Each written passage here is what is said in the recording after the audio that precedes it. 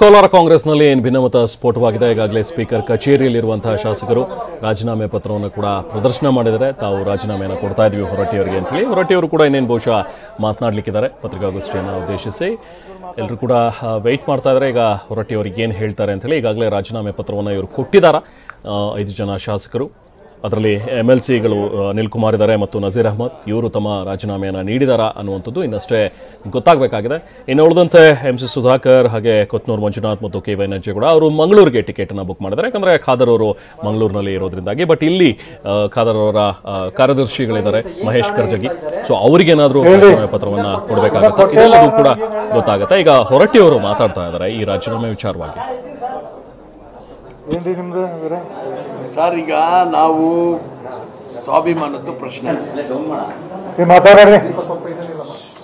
ನಾವು ನಮ್ಮ ಪಾರ್ಟಿ ವರಿಷ್ಠರಿಗೆ ನಾವೆಲ್ಲ ಸೇರಿ ಕೋಲಾರ ಪಾರ್ಲಿಮೆಂಟ್ ಕ್ಷೇತ್ರದಿಂದ ಎಲ್ಲ 5 ಜನ MLAs ಮತ್ತು ಡಿಪ್ಯೂಟೆಡ್ ಕ್ಯಾಂಡಿಡೇಟ್ಸ್, 2 ಜನ MLCs, ಶ್ರೀನಿವಾಸಪುರನಿಂದ ರಮೇಶ್ ಕುಮಾರ್ ಅವರು ಮತ್ತು ನಮ್ಮ ಸಿದ್ಧಘಟ್ಟನಿಂದ ಇದು ಮುಲ್ಬಾಗಲ್ನಿಂದ ಆದಿನಾರಾಯಣ್, MLA ಆಗಿರ್ತಕ್ಕಂಥ ನಾರಾಯಣ ಸ್ವಾಮಿ ಮತ್ತು ನಂಜೇಗೌಡ, ಕೊಟ್ಟೂರು ಮಂಜುನಾಥ್ ಎಲ್ಲ ಸೇರಿ ನಾವು ಕೋಲಾರಲ್ಲಿ ಒಂದು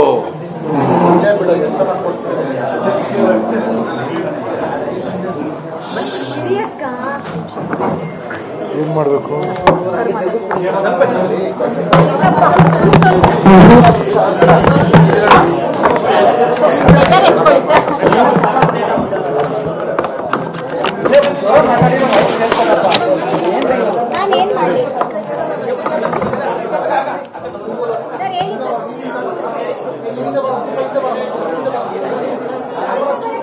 बात करिए सर, आप बात करिए सर, आप बात करिए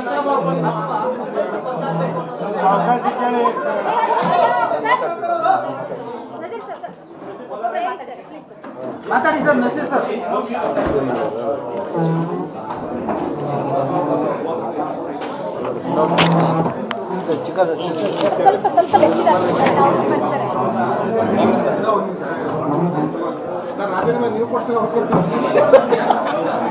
ನಾನು ಡಿಸ್ಟ್ರಿಕ್ಟ್ ಇನ್ಚಾರ್ಜ್ ಮಿನಿಸ್ಟ್ರು, ಅವ್ರ ಪರವಾಗಿ ನಾನೇ ಮಾತಾಡ್ತೀನಿ. ಸರ್ಕಾರ ನನಗೇನು ಹೇಳಿದೆ ಅದು ನಾನೇ ಮಾತಾಡ್ತೀನಿ.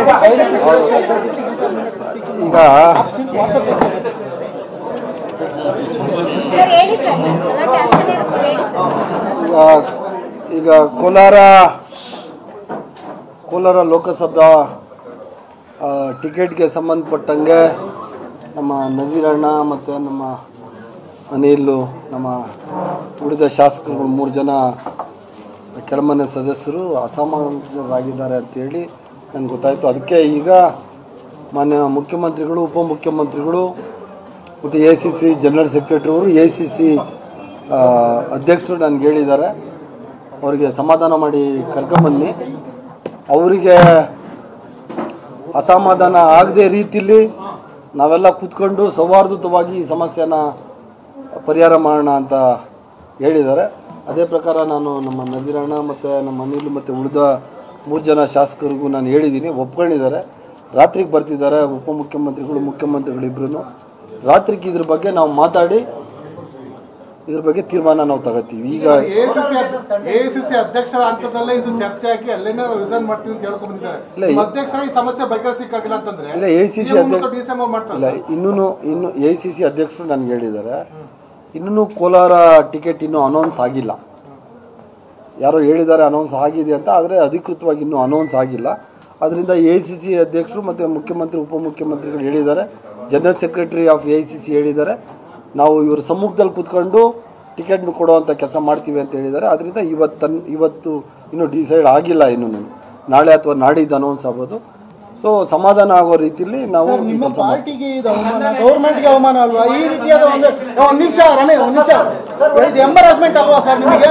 ಸರ್ ನಿಮಗೆ ಎಂಬರಾಸ್ಮೆಂಟ್ ಅಲ್ವಾ? ಯಾವುದು ನಿಮ್ಮ ಪಾರ್ಟಿಗೆ ಈ ರೀತಿ ಒಂದು ಸನ್ನಿವೇಶ ಈಗ ಬೇಕಿತ್ತ ನಿಮಗೆ?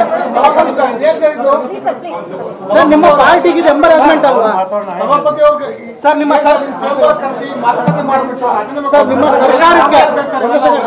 ಸರ್ಕಾರಕ್ಕೆ ನಿಮ್ಮ ಶಾಸಕರೇ ಕೊಡ್ತಿರುವಂತ ಈ ಒಂದು ಅವಮಾನ ಅವಮಾನಕರ ಹೇಳಿಕೆಗಳು ನಿಮಗೆ ಎಂಬರಾಸ್ಮೆಂಟ್ ಅಲ್ಲ ಇದು ಸಭಾಧ್ಯಕ್ಷ ಕೊಠಡಿ ಇಲ್ಲಿ ಇದು ನಾನು ಮಾತಾಡಕ್ಕಾಗಲ್ಲ ರಾಜಕೀಯ ಮಾತಾಡಕ್ಕಾಗಲ್ಲ.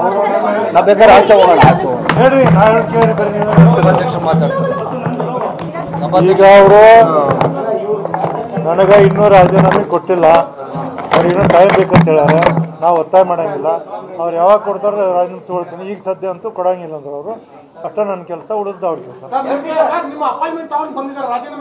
ಕೊಡ್ತೀವತ್ ಬಂದಿಲ್ಲ.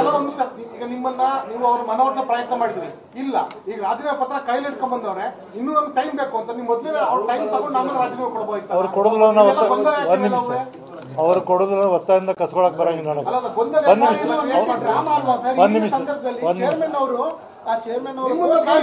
ಒಬ್ಬರು ಮಾತಾಡಿ ನೋಡಿ ಕೇಳಿ.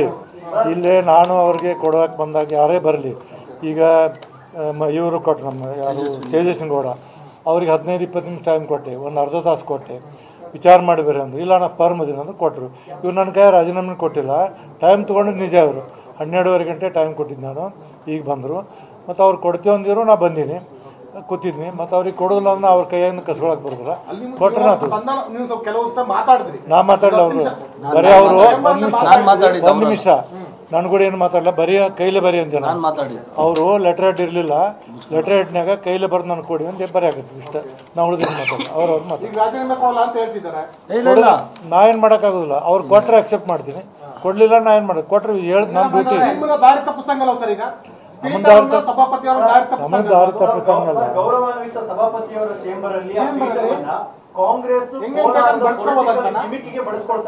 ಅಲ್ಲ, ನಂದು ಇಷ್ಟ ನಿಮ್ಗೆ ಹೇಳ್ತೀನಿ. ರಾಜೀನಾಮೆ ಕೊಡ್ತೀನಿ ಅಂತ ಬೆಳಗ್ಗೆ 11 ಗಂಟೆಗೆ ಫೋನ್ ಮಾಡಿದ್ರು. 12:30ರಿಂದ 1 ಗಂಟೆಗೆ ನೀವು ಬರ್ರಿ ಅಂತ ಹೇಳಿದೆ. ಬಂದರು.